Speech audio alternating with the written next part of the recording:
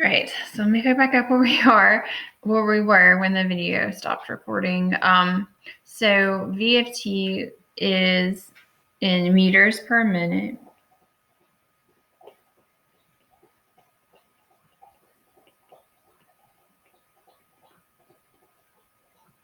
And T is in minutes.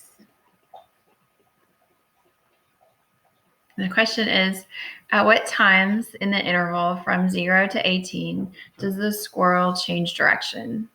All right, so if you guys remember, velocity is a directed speed. So it tells you how fast the squirrel is moving, but it also tells you the direction.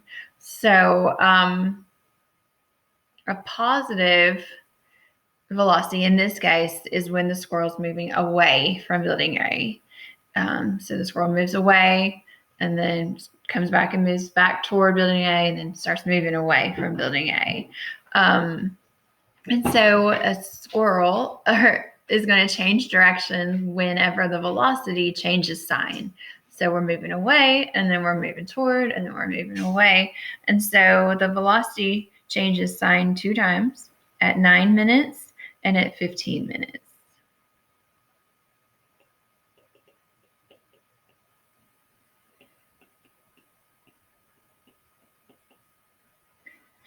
And the reason is because VFT changes sign.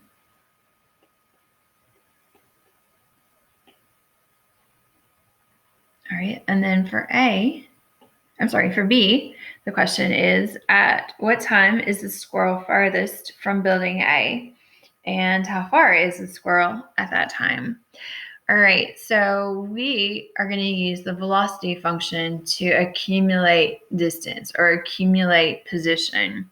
Because if you guys remember, if we want to find the units of our accumulating areas, we would take the meters per minute and multiply it by the minutes, which gives us meters.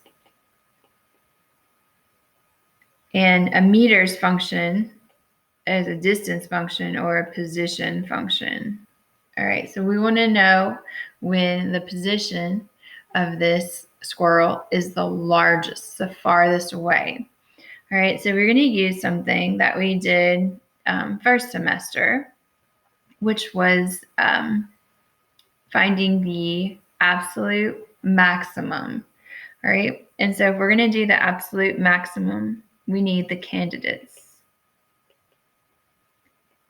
All right, and the candidates are going to be values of t that make the position the largest. All right, and if you guys remember on these candidates problems, absolute maximum, absolute minimum problems, there is 3 things that would create candidates. They are when the derivative is 0 or undefined and at the endpoints of the interval. So the endpoints of our interval are 0 and 18. And the derivative is 0 at 9 and 15.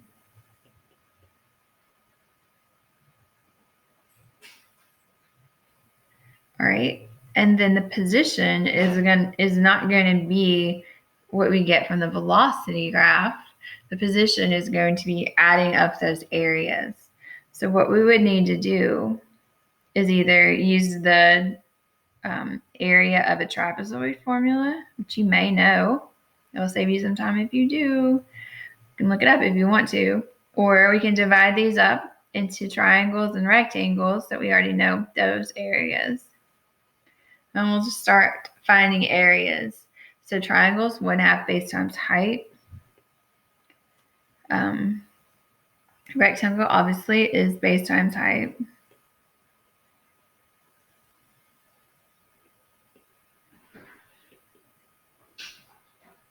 Hello. Hello.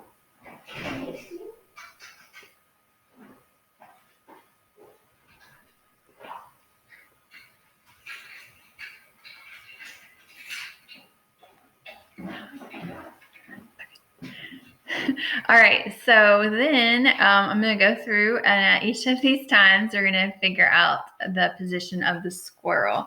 So at time 0, it's 0 because squirrel hadn't started moving yet.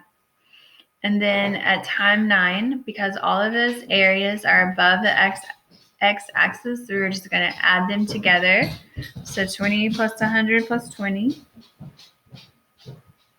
All right. And then starting at 15, we have the 20 plus 100 plus 20, but then underneath the x-axis, we're going to need to subtract those areas.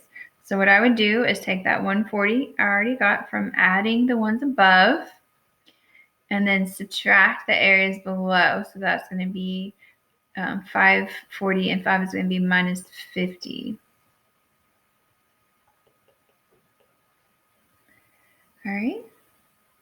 And then all the way to 18, it's still going to be adding the area above, so the 140, and then subtracting the 50, and then now we're going to add 25. So I'm just going to use the 90 I got and add 25 to that. And those are all in meters.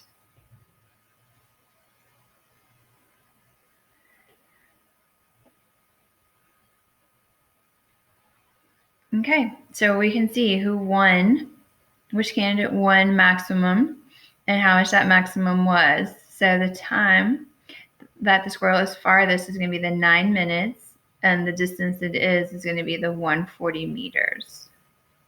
So at 9 minutes, the squirrel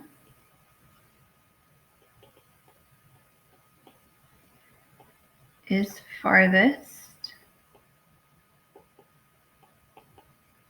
from building A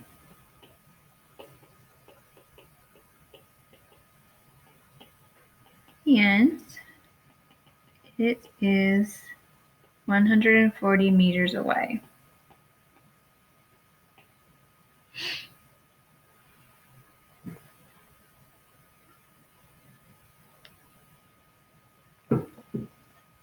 All right, and then number 2 is an old multiple choice question from an AP test. So the flow of oil in barrels per hour is shown for a particular day in July.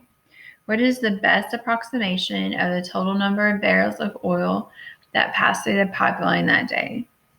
All right, so we have a rate and we want to find number of barrels. So what we would do is accumulate barrels. So by finding areas. So they're all above the x-axis, so it's all positive areas. Now this is not a linear shape. So we're just going to approximate it by creating a rectangle and then a triangle.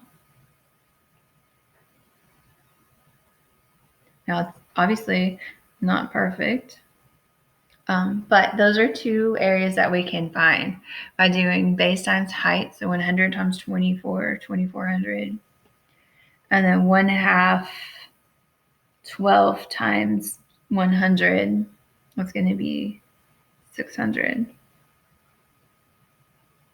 All right, and then because we're accumulating areas, barrels per hour times hours is going to be barrels. That's what we're looking for. So what makes this challenging on the AP test is it's not going to be like all these problems are integral problems. And so you'll have to know what to do this approximation. So the calculus part is not hard. What's difficult is knowing what you're supposed to do. So 3 of these are obviously not even going to work. So the answer is D because E is too big. Okay, so for your assignment, I want you to do this worksheet. Now this first one you're doing obviously is not linear, but you can just, divide it up into rectangles and triangles or trapezoids if you want to look up that formula to accumulate the areas. And then the other 2 you're doing are linear, so that they might be a little, make a little more sense to you. But anyway,